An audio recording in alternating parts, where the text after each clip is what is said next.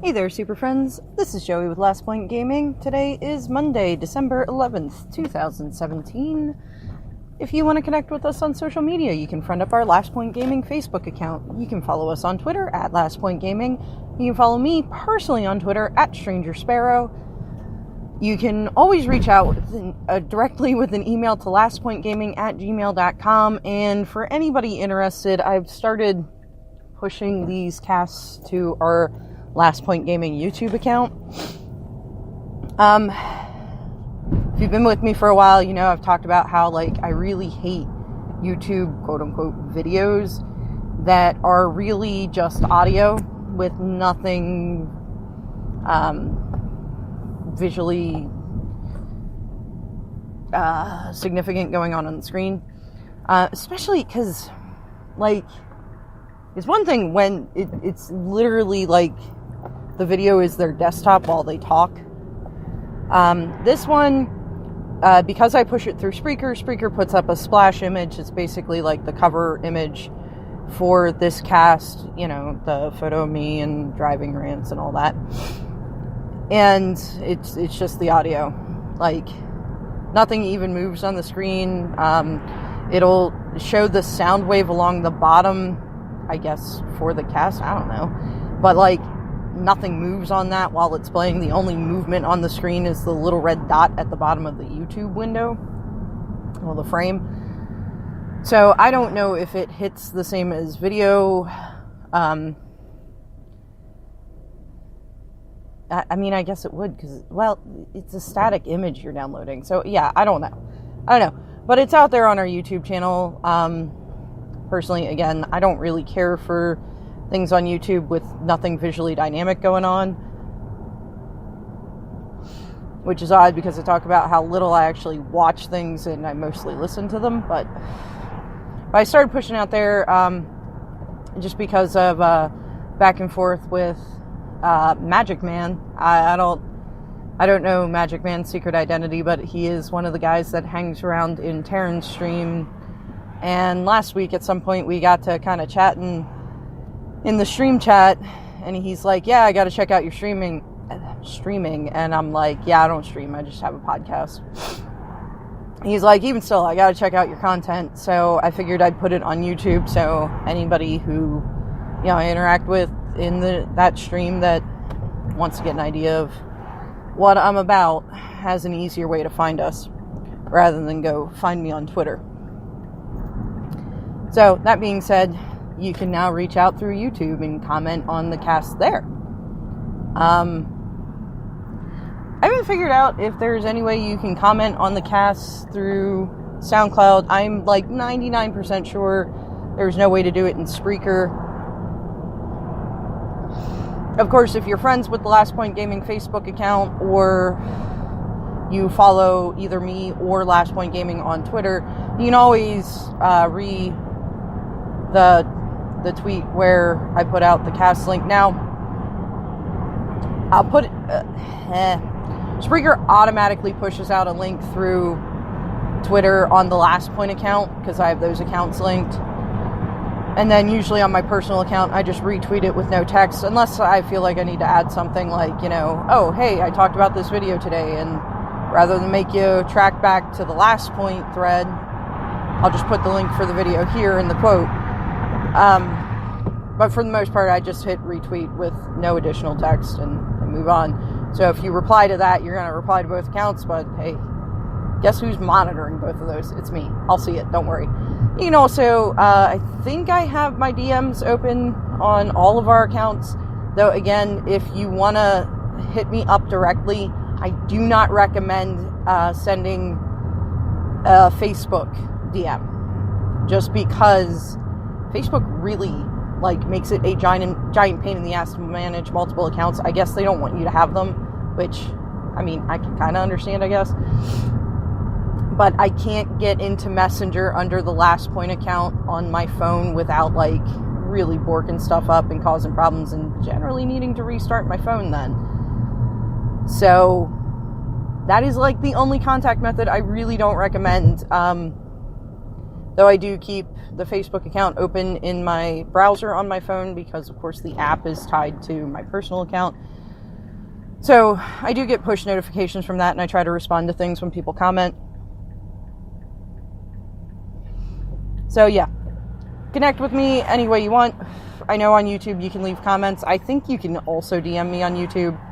I don't think I've ever had a DM exchange on YouTube with anybody, but I'm pretty sure there's the capability of doing it, and then you can DM me through Twitter, you can email me, however you want to get a hold of me. So now that I've taken 5.5 minutes to go through all that, normally on Mondays I do the FNM Report. I did a lot of gaming this weekend. So, all my events this weekend, I did FNM, which I did an unstable draft. It was Boo's first ever draft.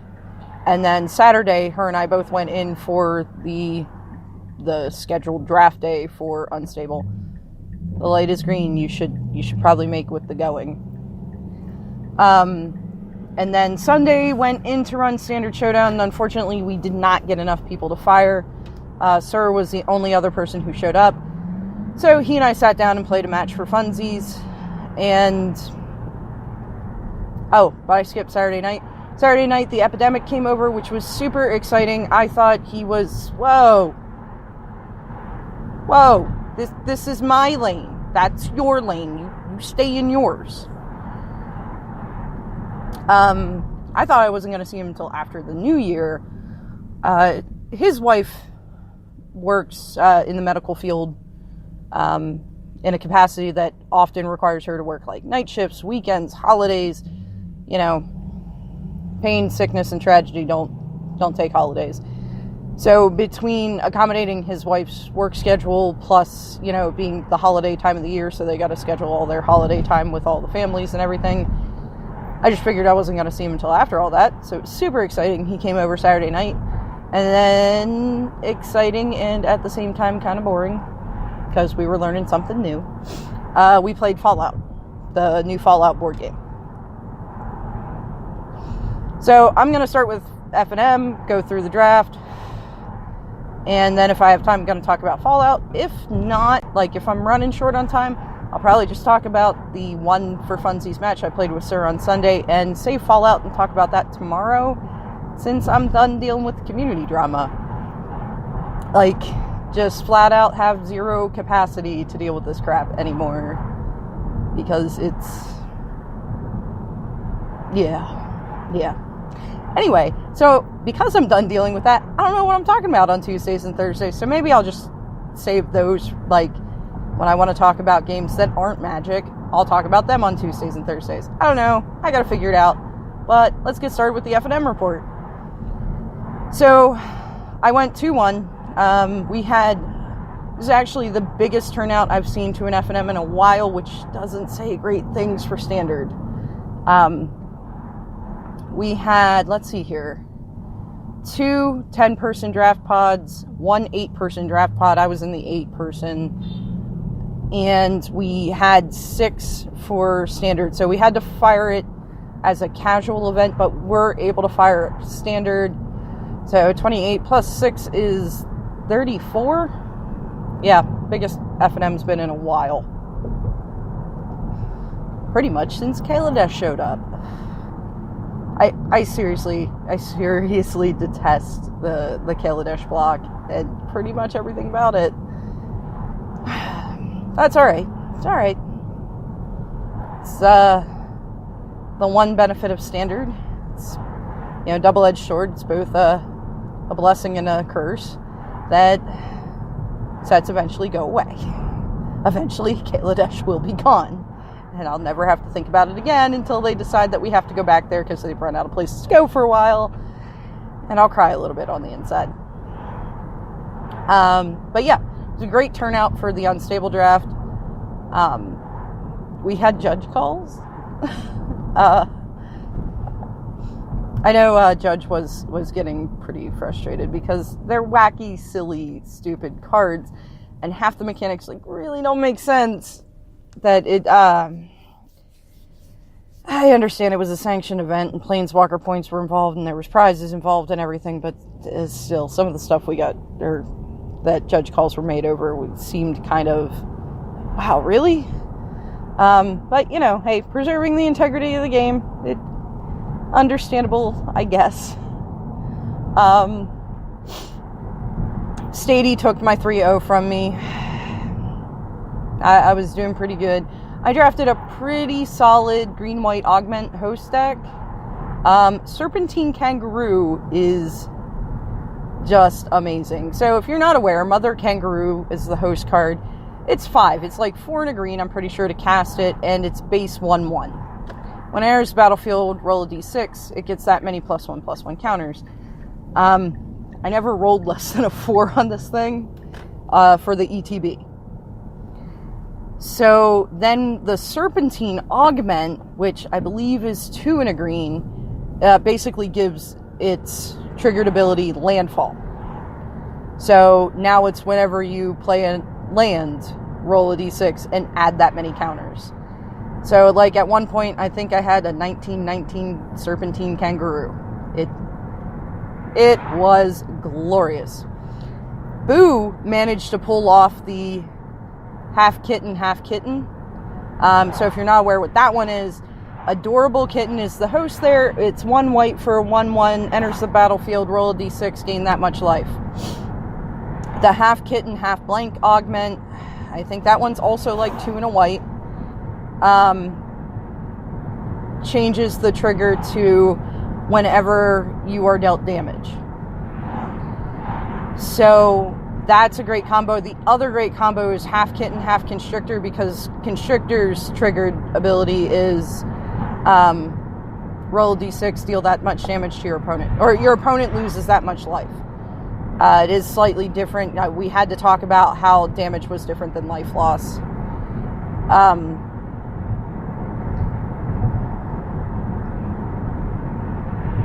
Or no, you know what, that one may be damage. It was something else that she was hit with that she was like, oh, well, you got to roll a die. And it's like, no, this is life loss and these are different things.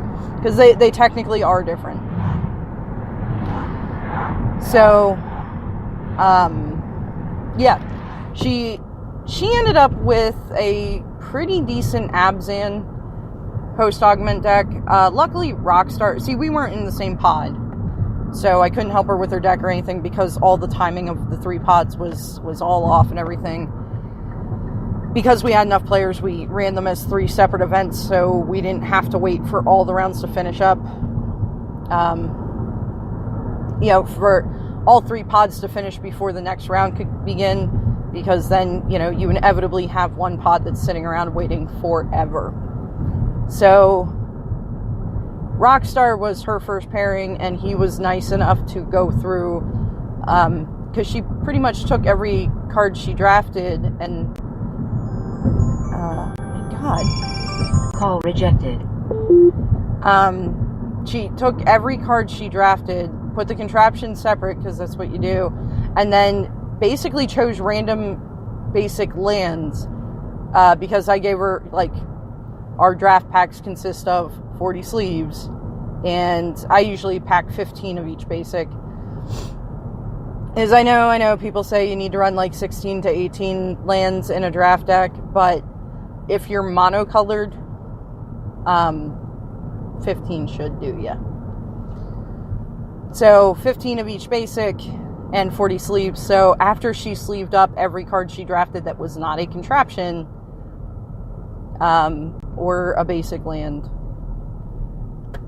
you know, she basically chose 5 random basic lands, and I don't even know if it was 5. She chose however many basic lands to finish out the amount of sleeves she had. So she was running a deck with like less than 10 lands in it. So Rockstar saw her struggling, knew this was her first draft event, and he now she's built a sealed deck before, I'm pretty sure, but I think I ended up having to help her with it between rounds anyway. So he noticed she was having a rough time. He was like, well, let me look at your stuff, and saw what she did there, and he's like, all right, well, let's fix this. And he helped her put together a pretty good Abzan host augment deck. So she had a great time. She ended up going 03.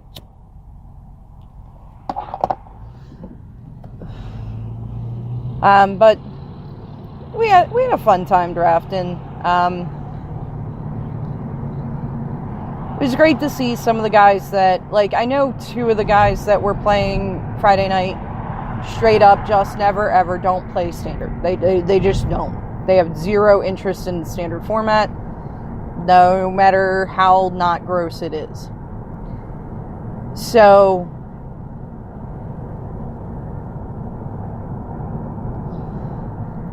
it was good to see them. It's good to see a couple, not really new faces, but faces we don't see around very much anymore. And plus, unsets, I think are so much fun. At the draft Saturday, I got to finally finish the quest I started 20 years ago, when I think it was like a repack I had bought. I open it up and I find Glasses of Urza. And I'm like, huh, okay. And then at some other point, I came across Sunglasses of Urza. I'm like, well, who's this Urza guy? Why do I have all this stuff? So I started looking for the Urza card. I've talked about this before. My play group thought it was funny. None of them told me there wasn't an Urza card. So after 20 years, finally got my quest completion on that. My third pack in the draft on Saturday had Urza in it, and I took it. It did not help my deck. There was no. We're not playing that. It's a 5-color Planeswalker card that does random. But I had to take it because Urza. Saturday, I did try to draft host augments and didn't take into account we had one 8-person pod on Saturday. Boo was sitting next to me and really screwing over my draft. Yeah, she wasn't signaling great because, she went with the, I'm just going to take the best card. Well, in her opinion too, which she judges card quality about as well as I do. But she did not try to stay in any colors. We both ended up in 3-color decks. I ended up in Abzan. She ended up in, like, Jeskai, I think? No, there was no blue. What am I thinking? She was like Naya, I guess. I think she was like red, green, white.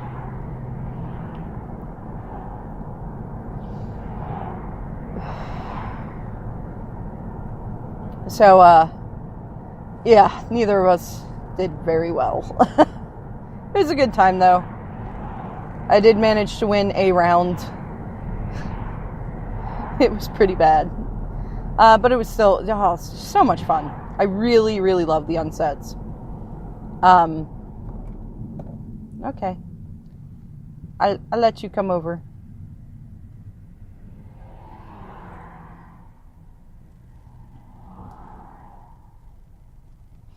The full art lands are very nice looking, like aesthetically. I think they are beautiful imagery. I still think they look really, really weird next to regular lands. I don't know that I can bring myself to play them in a deck. Which husband's alright with because he doesn't want me devaluing them by doing that. The full art tokens, on the other hand, nice. Those are tight. Oh, God. Yeah, I don't think I should use that word. Like, I think I might be too old for that. I'm not sure. Anyway, those are very, very nice. I do like that they're double-sided, so on one side has, like, the more traditional token look, and then the back side is just the, side to side, corner to corner, wall to wall art of the token. I do like them. I could see myself playing with those. I got a couple of the Voice of Resurgence tokens, so that was pretty cool. And, I don't know, like a Beast. I don't even know what all I got. The Elemental. The Elemental was really cool looking. So, yeah, good times. Husband and I are planning on building an uncube. I think it's the only way husband can feel at all okay about buying into any unstable. Because they aren't playable in any competitive format or anything like that. They're strictly for funsies. Did get to play a Slaying Mantis. No value, though. Didn't hit anything with it, sadly. But yeah, it was a good time. As far as Boo's first draft, I don't think it was a particularly bad first draft. Sometimes, I can see that one both ways because it is such a wonky set and so much stuff just doesn't make sense, and the cards are purposefully worded to be confusing.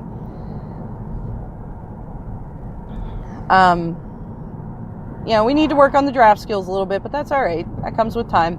Husband and I did buy her a laptop for the winter holiday this year because she is getting to that age where she's going to start needing access for school. So I think we've officially decided we're going to install Xmage on it before we give it to her.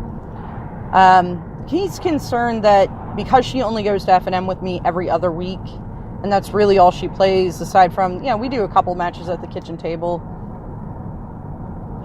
But even there, she's only playing against whatever I'm playing in Standard then.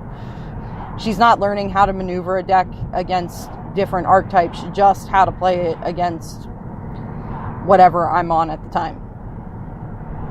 So, with Xmage, that'll give us access to basically building a gauntlet for her to play against.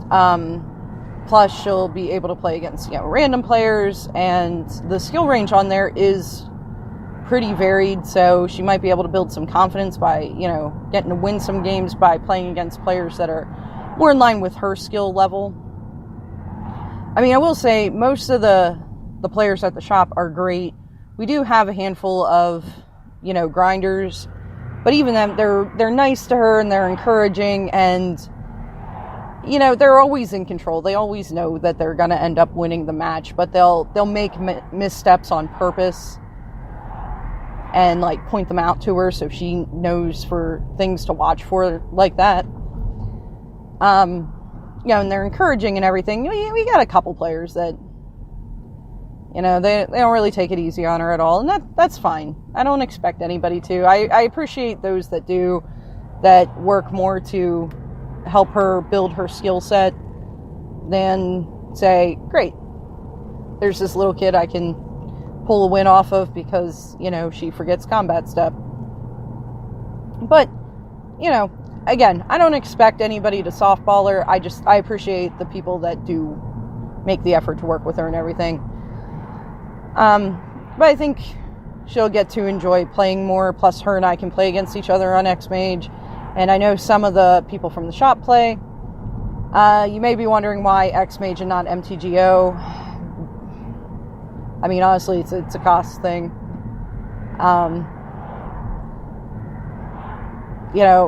During the learning phase, I really don't want to be pumping a bunch of money into it. I did think about duels, honestly. I know people talk a lot of smack on that product, and I know they've kind of dropped support with it with Arena on the horizon. But I mean, I learned some great stuff from MTG Duels. Mostly now, I had the original, Duels of the Planeswalkers. And that one was pretty cool because, you unlock decks as you beat the AI and moved up the ranks, so to speak. You unlock cards and everything. It was $10 to buy the app, but then you had it. And it seems like they have changed to a microtransaction model. The last I checked it out, because I went to download it, and I was like, oh, it's free now. That's kind of cool. And it was you can play this portion of the content. And then they're like, well, give us money to unlock the next section. And I'm like, whoa, you want $5, which is half the price of the old app.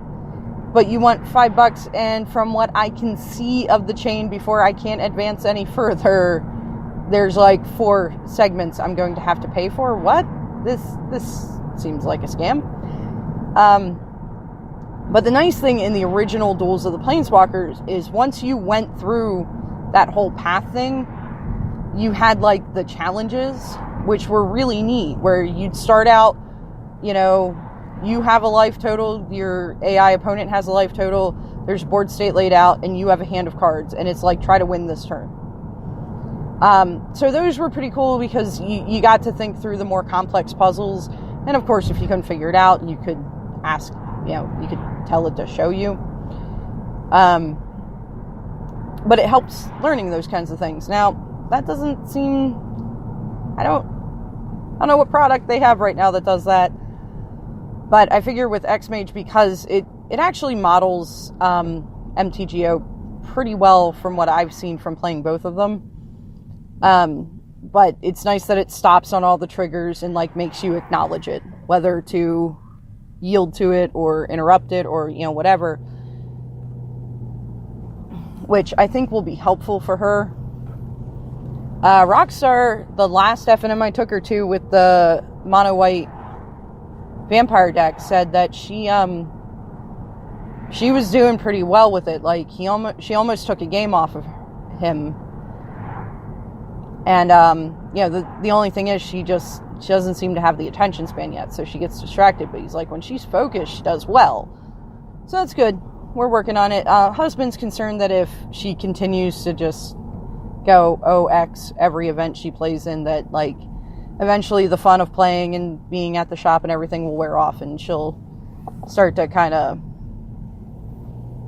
be over that honeymoon period and be pissed that she's losing. So we're going to work with her and hopefully, build up her skill set and everything. Maybe try a couple different decks with her. Maybe we're just not finding her deck yet, because I really feel like no matter where you end up in Magic, when you really get sucked in is when you find that one deck that's like, oh wow, this is really neat, and things are intuitive, and you do well with it, but it starts hooking you into that, how rules work and everything.